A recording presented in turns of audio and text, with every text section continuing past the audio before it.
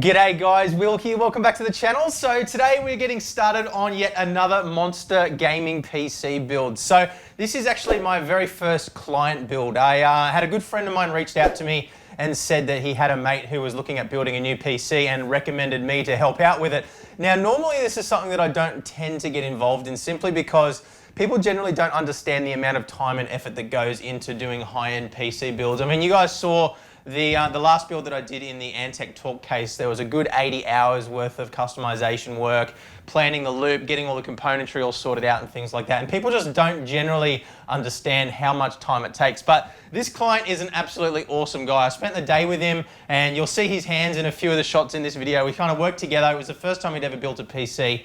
So kind of was helping him out and showing him how to do things and stuff like that. But yeah, basically he was a person who valued the time and understood the amount of effort and planning that goes into these things.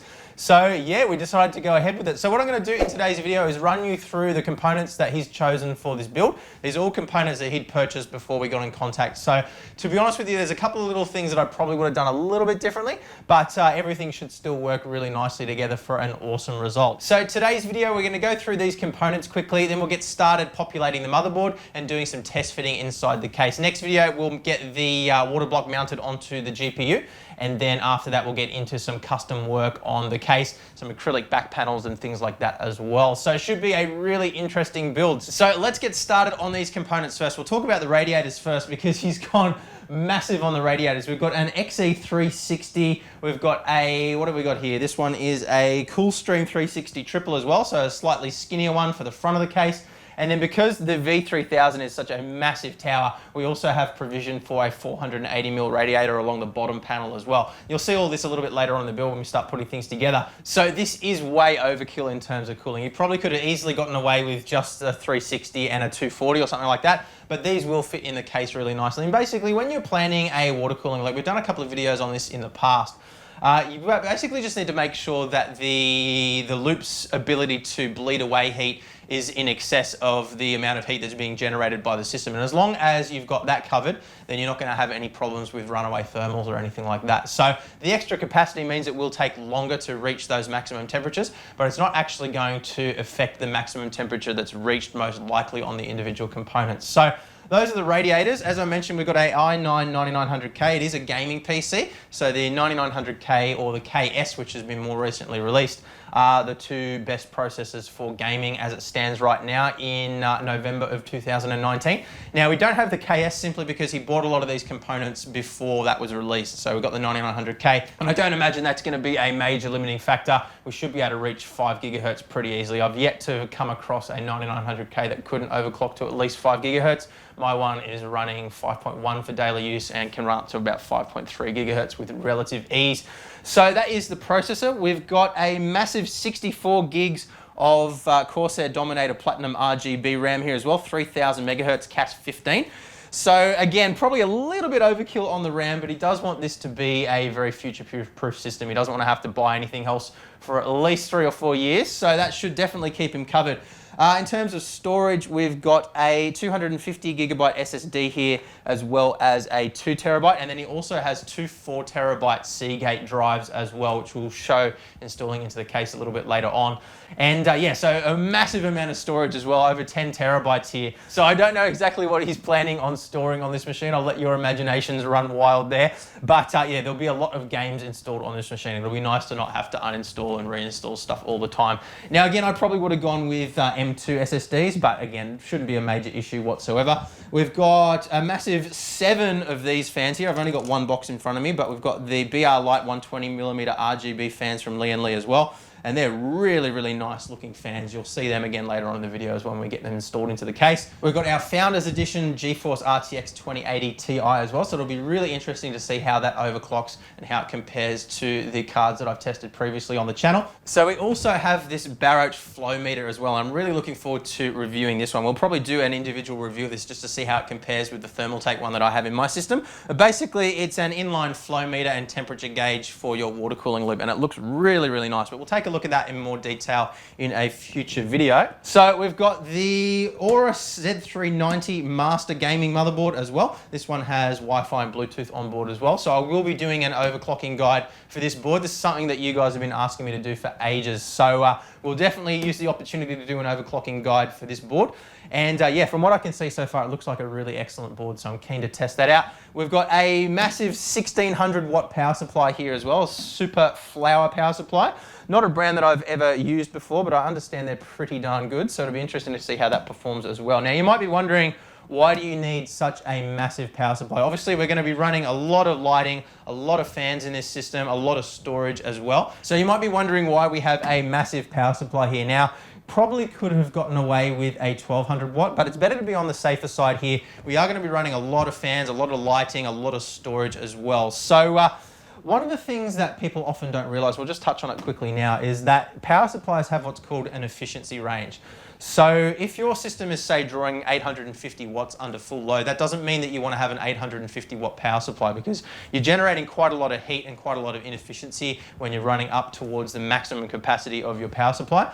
Different power supplies have different efficiency ranges, so that means you want to make sure you've got a little bit of headroom in the spec of your power supply, and he's definitely got plenty of that. There's plenty of room for expansion in the future as well. Now, I did say to him, you probably could get away with a 1200 watt, but he wanted to go with a 1600 watt just because he might want to add additional storage, maybe even go SLI with his graphics cards later on as well. So that was the reason for that. But yeah, guys, I think that pretty much covers all the componentry here. Obviously, there's a lot of things missing from the table at the moment. We've ordered some fittings, some water cooling gear, pumps, reservoirs, all that sort of thing as well. And I'll cover those in later videos once those arrive. But for now, let's get started on populating this motherboard as well as doing some test fitting inside the case.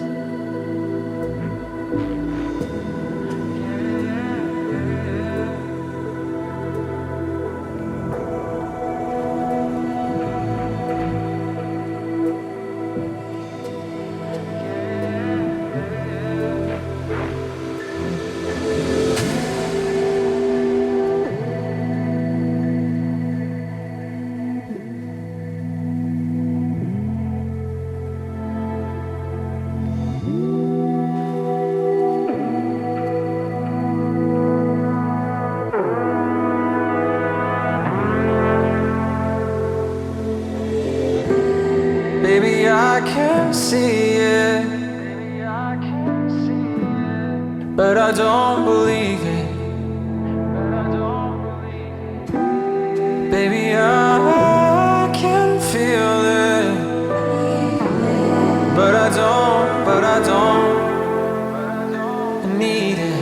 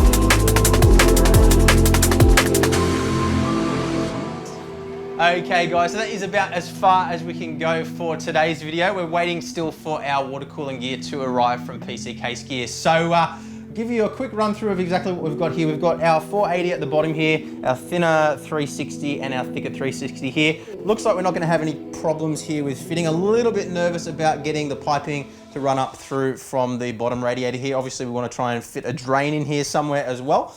But there's a little bit of room to work with. We might end up punching a hole in the back here for our drain or something like that. But yeah, we'll run the piping up through here. Now I'm not sure exactly how we're going to lay everything out just yet. I'm going to wait for the reservoir to arrive. We'll get that mounted. We have gone with a pump and reservoir combo for this build. That should keep things a little bit more simple and prevent the need for us to be running pipes down into the under tray area. But yeah, we can see the motherboard fits in nicely. Looks really clean inside the build as well. We're going with a sort of black and silver theme for this build. Now we are going to be building a Perspex rear panel here for this system to sort of block out all of these drive bays and things like that we aren't using. We'll also cut out a little section here as well, or maybe this one, just to allow us to run the power cable through to the fitting here without having to have it sort of bent off on an angle, just to keep things a little bit tidier. So we're running the fittings for the radiator on this side for the 480. Fittings at the top for the 360mm. We'll be running some 90-degree angles for the fittings down there, and then fittings at the back for this radiator as well. We might rearrange things yet, not quite 100% sure exactly how I'm going to lay this out.